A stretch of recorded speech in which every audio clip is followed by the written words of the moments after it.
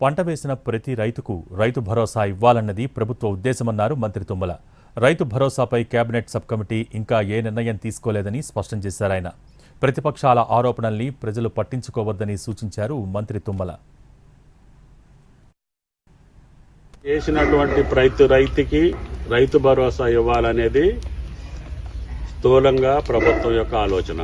ఏ రకమైనటువంటి నిబంధనలు కానీ లేదు, పంటేసినటువంటి రైతుని తగ్గించడం కోసం చేసే ఏ ప్రయత్నం కానీ ఈ ప్రభుత్వం ఇంతవరకు ఆలోచన చేయలేదు. కేబినెట్ సబ్ కమిటీ కేవలం విధి విధానాల మీద చర్చ మాత్రమే చేశాము.